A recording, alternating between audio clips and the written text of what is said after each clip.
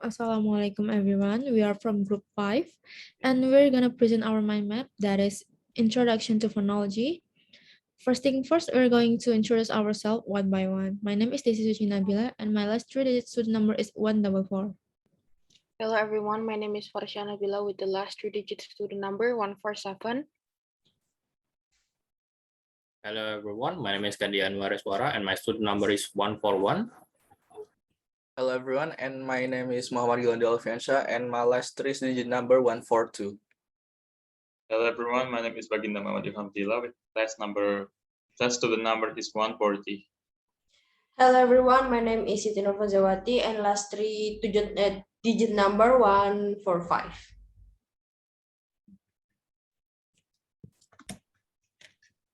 So,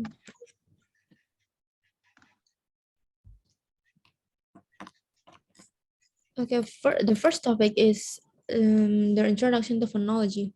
So what is a phonology? The term phonology is used in two ways. That is the mental representation of linguistic knowledge and one study of linguistic branches. As the mental representation of linguistic knowledge, phonology itself refers to the phonological knowledge in the mental grammar of the speaker of human language. And it includes speaker's knowledge about the speech sounds and the sound patterns, or the sound system of the speaker language. And as the linguistic study, phonology refers to the study of speech pattern or the study of speech sound as a system in human language. And then we go to phonological knowledge. Phonological knowledge reveals that the speakers know the set of the speech sounds in their language, what is or what is not in a sound in that language. Knowledge of phonology also permits speakers to produce all the phonetical different sounds of a language. To know the possible of speech sound combination in a language is also enabled for the native speakers because of their phonological knowledge. And then the second topic is phonemic analysis.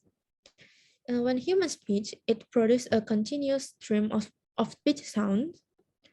We divide this stream into small pieces that we call segments or phones or sounds. For example, key, cat, skin, Scott, sick, and Mike. Notice the first sound in the first column, the second sound in the second column, and the last second in the last column.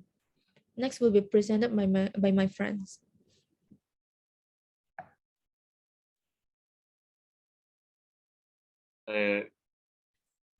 Phonemic analysis. Phonemic analysis is a process of analyzing of spoken language to figure out what phonemes are, what the elephants are of these phonemes, and what each elephant distribution is.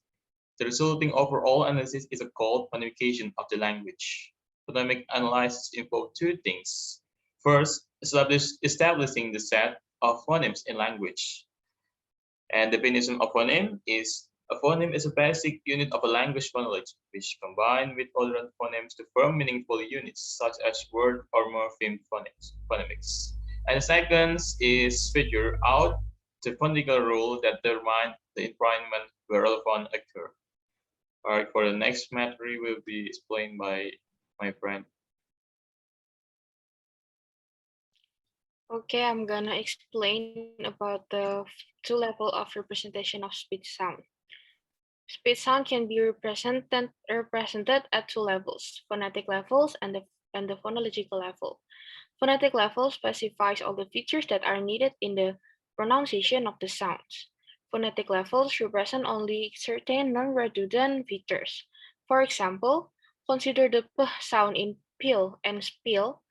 P sound in pill is accompanied by a slight puff of air, that is an aspiration, and the p sound in spill is unaccompanied by aspiration or unaspirated. Aspiration and non-aspiration or some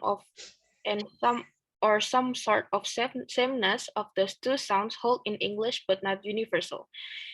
Example, in Thailand, aspiration and non-aspiration result in different phonemes. And in Indonesia, aspiration is absent. Next is phonological level. In abstract phonological level, these two p sounds are said to be manifestation of the underlying phonological segment or phoneme.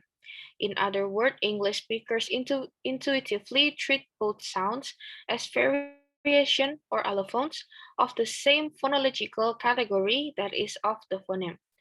Aspirated and unaspirated are said to be two phonetic segments or allophones derived from the same phonological segment. Next is how can we distinguish phonetic segment from phonological segment? Phonetic segment point to any systematic difference in pronunciation.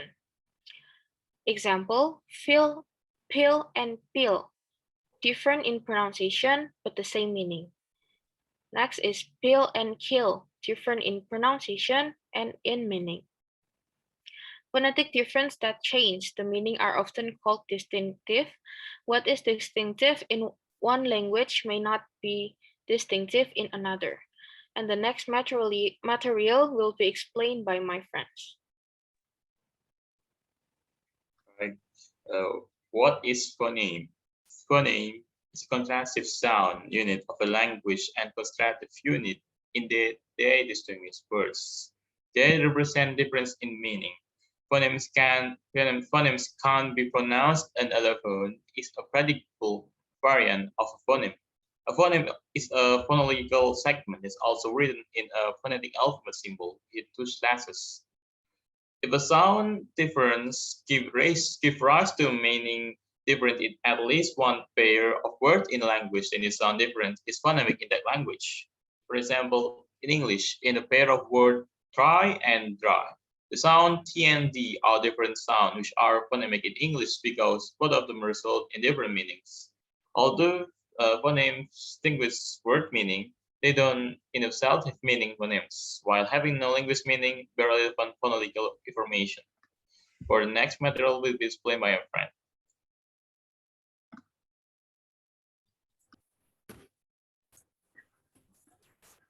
So the next one is how to determine phonemes. The methods for establishing the phonemes of a language follows from their constructive function. To find out whether two phones are allophones or of the same phoneme or not, we are simply have to find out whether they are contrastive in the language. We have to establish phonemes by means of commutation as finding minimal pairs, namely pairs of words that differ in one sound only and which are different lexical item or distinct item of vocabulary regardless of their meaning. For example, the minimal pairs of bat and pad prove the phonemic status of the initial consonants of ba and pa. The minimal pairs of sin and sing prove the phonemic status of the final consonants of in and ing. The minimal pair of bat and bit prove the phonemic status of the vowels, and that is a and e. It. And the last one is the minimal pair of hit and hot prove the phonemic status of the vowels e and a. The next one will be explained by my friend. I will continue the material.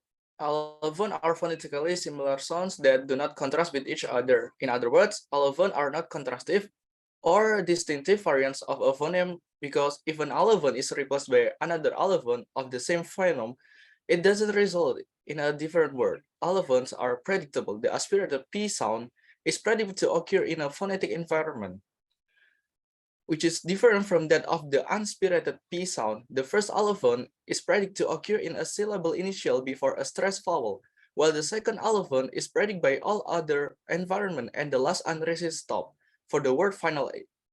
The example, the aspirated P sound is pepper, the unspirited sound P is spy, and the unresisted stop for P sound is tap. The next material will be presented by our friends. Okay, phonemics transcription, and information.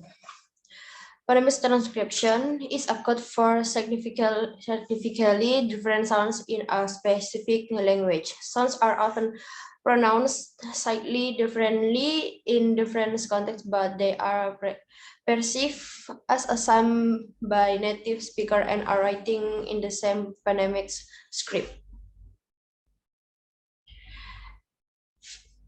An adequate phonemic transcription must follow three principles. The first, it must be phonemically systematic by having a separate symbol for every phoneme, and of course by using the same symbol for each occurrence of a given phoneme.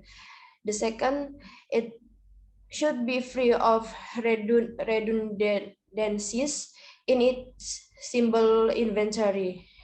And the third, it should be phonetically explicit as possible, for example, by using symbol in accordance with established phonetic conventions, such as a principle of International Phonemics Association or IPA. And the last two principles are in conflict. The sound one might be compromised by the third one, and vice versa. Different authors use different transcription depending on whether they come down in favor on simplicity. Okay, that's all presentation about production to phonology from group 5. Thank you.